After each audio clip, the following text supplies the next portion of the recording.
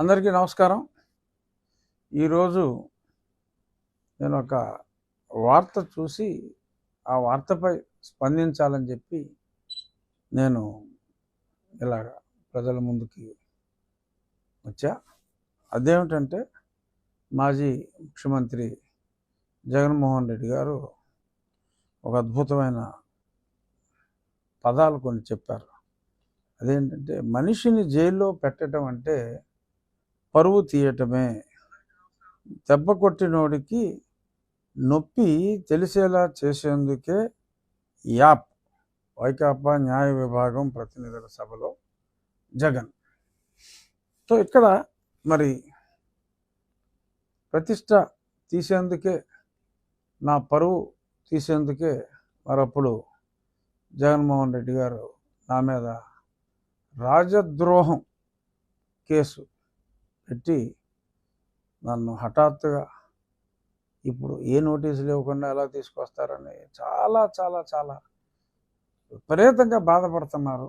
రోజు ఆయన విచార వదనం చూడలేక పాపం చాలా ఆయన అభిమానులు, ఆయన అభిమానించిన వారు కూడా అది చూసినప్పుడు చాలా మరి అదొక రకమైన భావానికి లోనవుతున్నారు. చాలా అతిగా మరి ఆయన బాధపడుతున్నారు.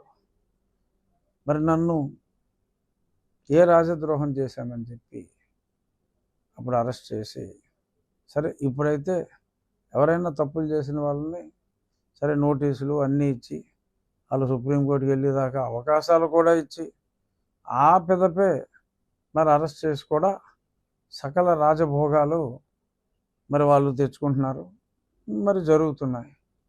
మరి నాకు ఏ నోటీసు ఇవ్వకుండా రాజద్రోహం కేసు పెట్టి చంపేయమని చెప్పి చితక్కొట్టి కాలు వాచిపోయేలాగా మరి చావగొట్టి మరి అక్కడితో ఆక్క మళ్ళీ కొత్త కేసులతో అరెస్ట్ చేయాలని చెప్పి నా మిలిటరీ హాస్పిటల్ చుట్టూ అప్పటి నీ పోలీసు మోకల్ని కాపలా పెట్టి మరి అన్నీ చేసి ఇప్పుడు ఏమిటి ఈ నిర్వేదం? ఇలా చేస్తున్నారు, చాలా తప్పు చేస్తున్నావు చంద్రబాబు. ఏమిటిది? నీవు నేర్పిన విద్యయే నీరజాక్ష. అలాగని ఈ ప్రభుత్వం అలా చేయట్లా, నీ అడుగుజాడల్లో ఏమాత్రం నడవట్లా. దానికి ఇప్పుడు యాప్, ఇలాంటి యాప్లు గీపులు పెట్టకుండా అప్పుడు మీరు చేసిన అన్యాయాలకి నేను పెట్టిన యాపే నా రచ్చబండ. ఆ యాప్ ద్వారా నేను ప్రజల మనోభావాలన్నీ, ఎవరెవరు ఇబ్బంది పడుతున్నారు, ఏమేమి తప్పులు ఈ ప్రభుత్వం చేస్తుంది అనేదాన్నే నేను ఏకరువు పెట్టా. మరి ఏకరువు పెట్టిన తర్వాత మరి నన్నే తీసుకెళ్ళి ప్రతిపక్ష ప్రభుత్వాన్ని ప్రశ్నించినందుకే ఈ కేసులు పెడుతున్నారని చెప్పి అన్నారు. అప్పుడు నేను కూడా అదే చేశా. అప్పుడు ప్రభుత్వాన్ని ప్రశ్నించా, కేవలం ప్రెస్ మీట్ పెట్టి ప్రశ్నించా, ఇది సరి చేసుకోండి, ఇది సరి చేసుకోండి అని. మరి ప్రశ్నించినందుకు మీరు అంత చేశారు. ఈ వార్త చదివి నేను స్పందించడం నా బాధ్యతగా భావించి నేను మాట్లాడుతున్నా. ఎందుకంటే నేను రాజకీయాలు మాట్లాడటం మానేశాను. నా పదవిలో, ఈ రాజ్యాంగబద్ధ పదవిలో రాజకీయం నేను మాట్లాడకూడదు కాబట్టి నేను సంయమనంతోనే ఉన్నా. కానీ దెయ్యాలు వేదాలు వల్లించినట్టుగా, అంటే జగన్మోహన్ రెడ్డి గారు మీలో నిజంగా మార్పు వచ్చి ఇలా జరిగితే చెప్పండి.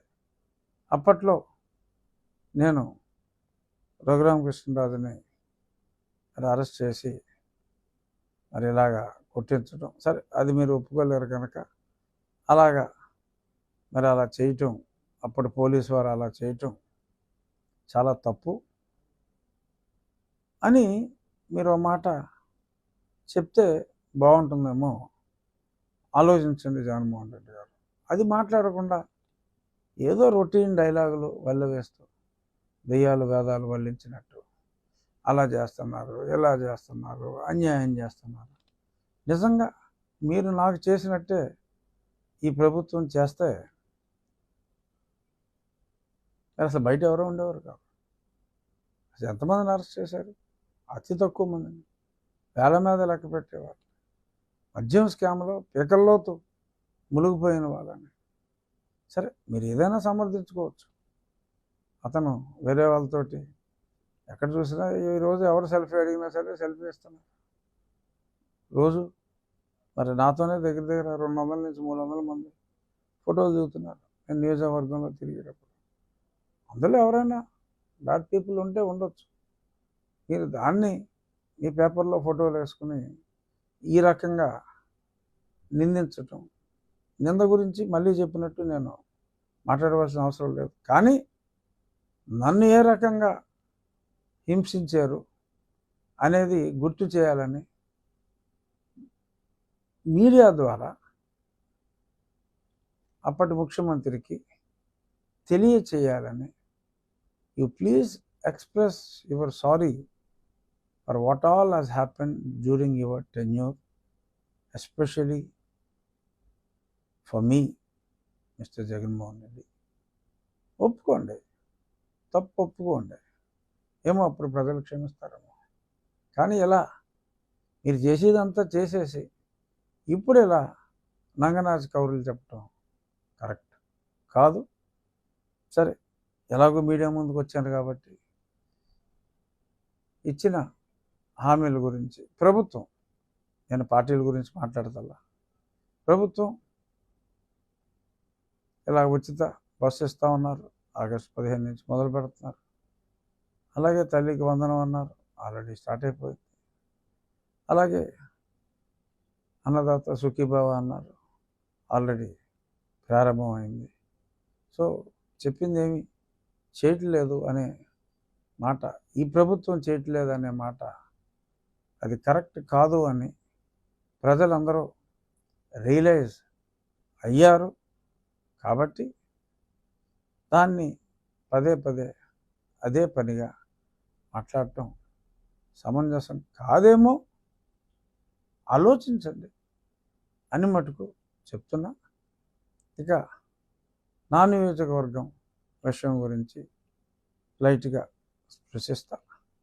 నా నియోజకవర్గంలో నిధుల కొరత ఉన్నప్పటికీ దయాద్ర హృదయాలైన ప్రజలు కాస్త అధిక సంఖ్యలో ఉండబట్టి తాగునీరుకు కానీ, సాగునీరుకు కానీ, పాఠశాలల అభ్యున్నతికి కావలసిన క్లాస్ రూముల విషయంలో కానీ, ప్లే గ్రౌండ్స్ విషయంలో కానీ ఎందులో కూడా ఎటువంటి కొరత లేకుండా పబ్లిక్ పార్టిసిపేషన్తో ఈవెన్ రాష్ట్రంలోనే ప్రప్రథమంగా నా నియోజకవర్గం మొత్తం ఒక ఓన్ ఆప్టిక్ ఫైబర్ నెట్వర్క్ వేసి మరి 500 పైగా కెమెరాస్తో ప్రతి నూక్ అండ్ కార్నర్ కవర్ చేస్తూ లైవ్ చూసే విధానం, ఒక సర్కిల్ ఆఫీసులో ప్రతి కెమెరా కూడా లైవ్ చూసే విధంగా, అలాగే జియో ఫెన్సింగ్ కూడా సాఫ్ట్వేర్లో ఇంక్లూడ్ చేసి ఎవరైనా ఒక నోన్ క్రిమినల్ ఉంటే మా ఉండి నియోజకవర్గంలోకి వస్తే మరి అతను ఎవ్రీ సింగిల్ మూమెంట్ కూడా ఎక్కడెక్కడ మూవ్ అయ్యాడు, ఆడ మా ఏరియాలోకి ఎంటర్ అయ్యాడంటే క్రిమినల్ మాకు అలర్ట్ వచ్చేసే విధంగా అధునాతన ఈ కంట్రోలింగ్ వ్యవస్థ త్రూ డిజిటలైజేషన్ అది కూడా పూర్తిగా సంపూర్ణంగా మా దగ్గర ఉన్న పారిశ్రామికవేత్తలు, ప్రజలు, మా ఉండి ఇన్ఫ్రాస్ట్రక్చర్ ఫండ్ ద్వారా చేస్తున్నాం. That is going to be the total game changer for crime control in the state of Andhra Pradesh. తప్పకుండా ఇది జరిగిన తర్వాత గౌరవనీయ ముఖ్యమంత్రి గారు రాష్ట్రం అంతా కూడా అతి తక్కువ ఖర్చుతో కేవలం ఒక 700-800 కోట్ల రూపాయలతో Andhra Pradesh very soon it is going to be a crime free state. ఎందుకంటే ఆ భయం ఉంటే వాగ్దానం చేసేవాళ్ళు కానీ ఇంకొకరు కానీ తగ్గుతారు.